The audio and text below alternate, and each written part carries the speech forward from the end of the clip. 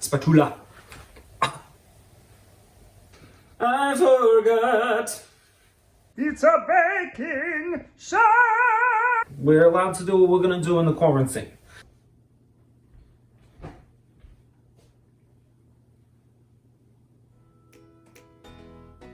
Hey you guys, and welcome to the Great Quarantine Baking Show. It's a Great Quarantine Baking Show.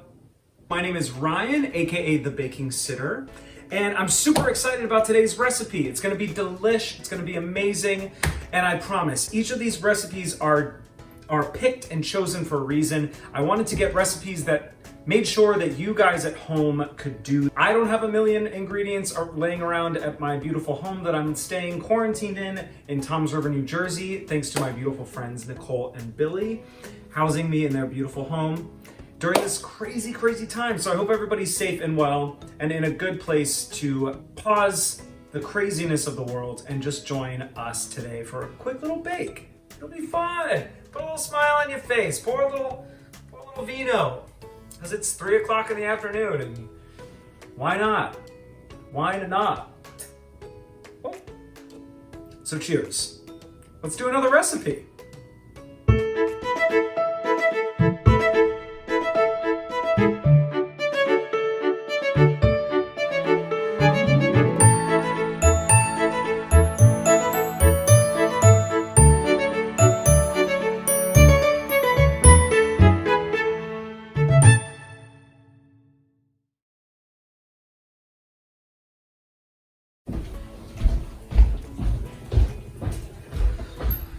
Okay, I have to run back. Okay, now with this recipe, if you are a fan of the Great British Baking Show, which if you're watching this, I would only assume you've seen it.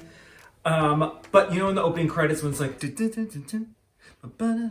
yeah, at the end, they're like building a cake. Well, that cake is a chocolate ganache cake topped with fresh raspberries. Today's recipe. I can't wait. I've literally been drooling about this forever. I'm super stoked about it. Now, this is a recipe that I have never done before. However, I'm not super scared of it because it sounds intimidating, but it's really not that bad. It's really just a chocolate cake with some melted chocolate on the top.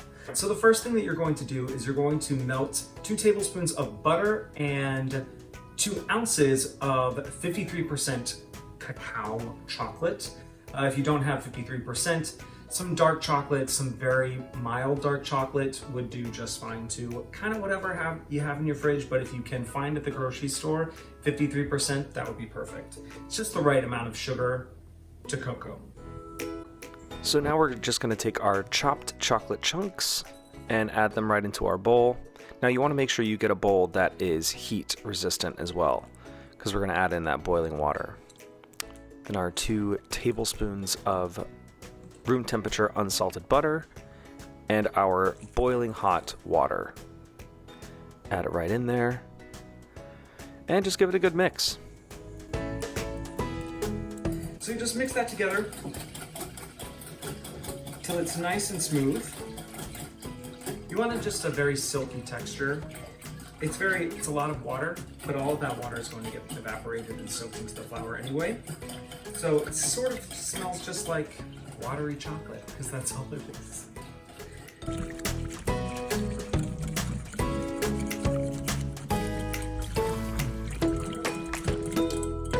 Now just let it cool slightly. I have done so. I've let it cool just for about a minute or 2. Just so it's not scalding hot, because you don't want to cook your egg when we add in our egg, which is our next to go. So our next step is going to be adding in our sugar, our egg, and our extracts. Where's my sugar? How did I lose my sugar? Oh, it's here. Found it. Oh my God, I'm not. All right, so we have 3/4 of a cup of sugar. We have 1 egg and a half a teaspoon of orange extract and a full teaspoon of vanilla extract. First thing I'm going to do is I'm going to cream in some of my sugar. And by some, I mean all. Give it a nice little whisk. until it starts dissolving in. Once that's nice and dissolved, add in our egg. Add her in.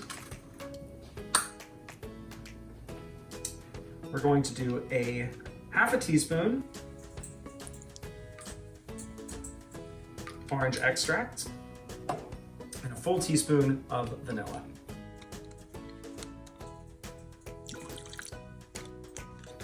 Gorge. And then just whisk her on up. Whisk it on up.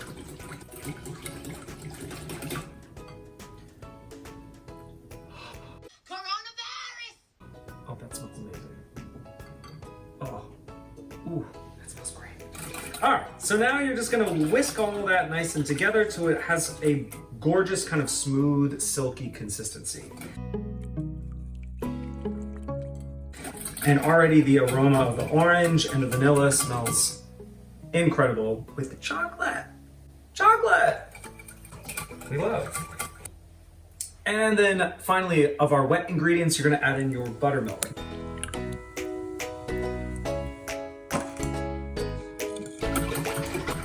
Mix in, mixy, mixy.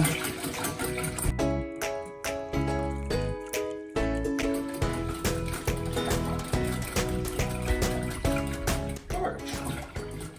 Okay, now that's all added in, we're gonna add our dry ingredients. So we'll just take our baking soda and add that straight into our flour, and a half a teaspoon or about a pinch of salt into our bowl, and then just gradually add it into our wet ingredients. And what I love about this recipe too is that you don't actually need a stand mixer. You don't need anything but a bowl and some hands and a whisk.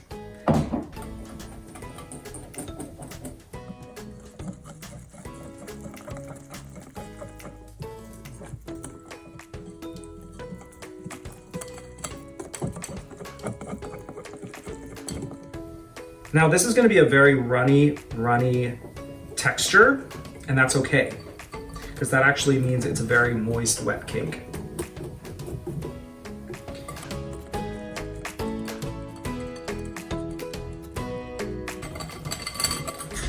Now once it's just combined, which means there can be a couple little chunks in there, a couple flour chunks, whatever, it's okay if it's in there because it's just going to add texture and flavor.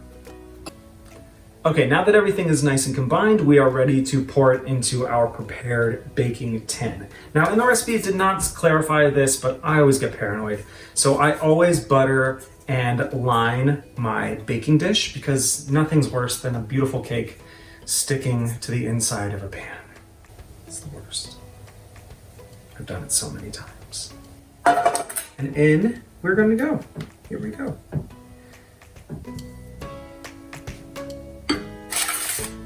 And just pour it right on it.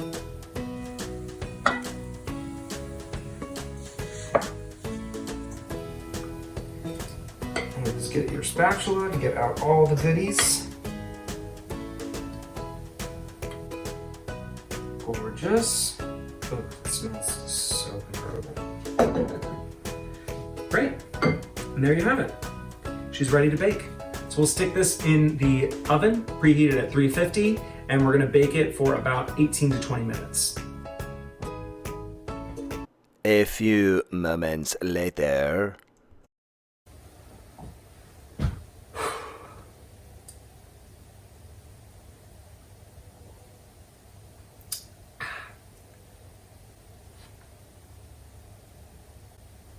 Oh, it's done.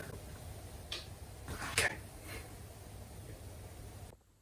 Sugar, butter, flour. My hands pluck the things I know. Hey Google, don't ever interrupt me singing again. Also, stop the timer. Okay fam, she's out of the oven. It's time to give it the old test. Little toothpick here, plop it on in, and let's see how she goes. Here we go. Find a little gap in it. It helps. Looks pretty clean to me. So now it's time to let the cake cool. We want to let it cool just about 10 minutes before we try to get it out of the pan. And that's simply just by tipping it over, giving it a couple taps, Sometimes I will take a toothpick or a knife and just rim around the edge just to make sure it's not stuck. So when it comes out, it doesn't pull and tear or anything like that. So we let it cool, let it rest for just about 10 minutes, and then we'll pop it out and completely let it cool and begin our ganache. All right, team, moment of truth. It's time to get this cake out of her tin. So I'm just gonna take a toothpick. I'm just gonna run it along the edges.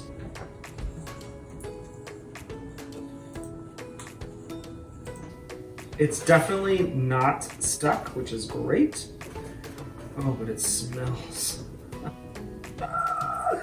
I'm so excited for you guys to try this cake because holy moly, it smells just freaking delish. Look at delish. Coronavirus! Oh my God. All right, get yourself a little plate. Your semi-cooled cake. And I like to give it one of these numbers. I already heard it. It fell, which is great. And moment of truth. The big moment.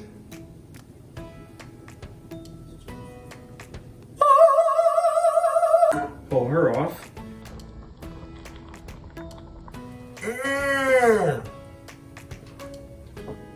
Maron.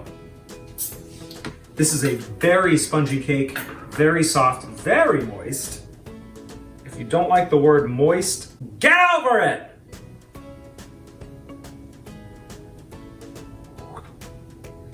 Gorgeous, gorgeous, gorgeous, gorgeous, gorgeous.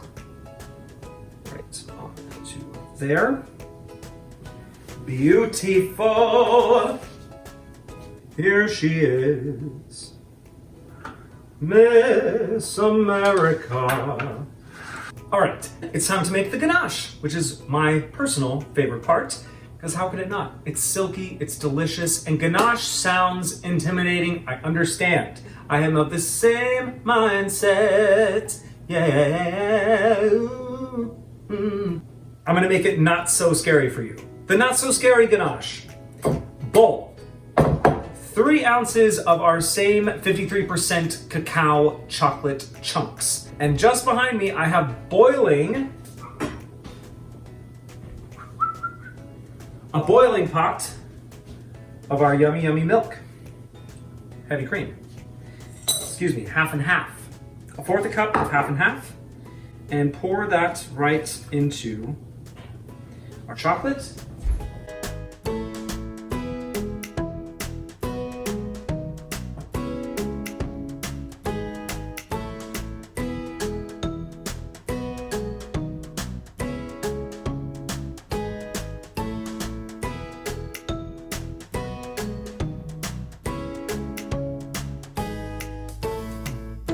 Now you don't want this too runny because you don't want all of your ganache to just fall off the cake.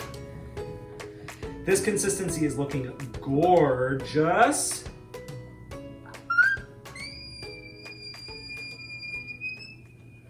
Oh yeah. Oh, Miss Elphaba. Many years I have waited. Oh, my chocolate looks good. All right, my ganache is good. I'm happy with that ganache. And you will want to just have something to catch the ganache because if you have super runny, it's just gonna pour over the sides. And we don't want that, now do we? Yeah.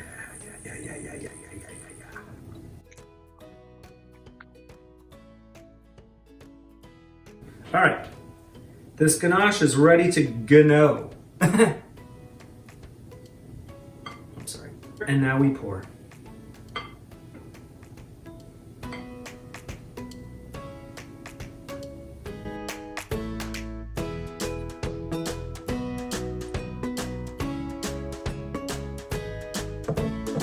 And spread it around. Oh my goodness.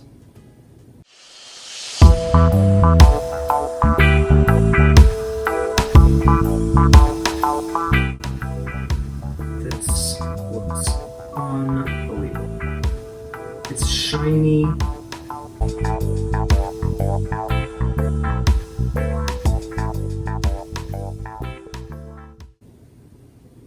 Just get it right on up to the edges. And if a little bit drapes over the sides, that is definitely fine because this cake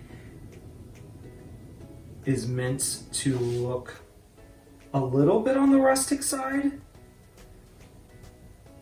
So if you have super, super runny ganache, you'll see it just goes right over the sides. Mine is just thick enough to where it's not even really giving much ribbons around the sides.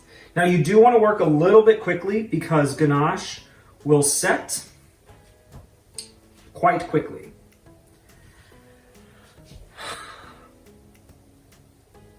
Coronavirus! Oh my God. Ah! This is very unsanitary. Don't tell anybody I did this. Ooh. Wow, that's delicious. And final step. I'm covered in chocolate. We got to put our gorgeous raspberries on top of our ganache, cover it with a little powdered sugar, and call it a day. Because she's ready to be eaten because I can't wait any longer.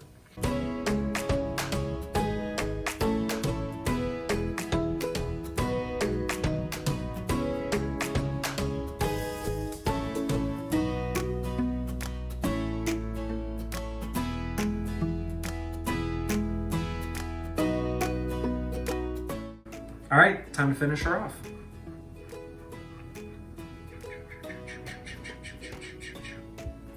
Oh my God. This looks so good. All right, and there you have it. Chocolate ganache, sponge cake with raspberries. All right.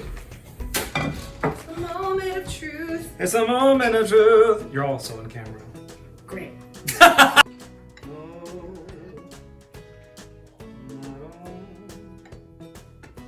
Moment of truth. She's spongy. She's very chocolatey, very gooey. Got the ganache. Got to get a little raspberry in the bite.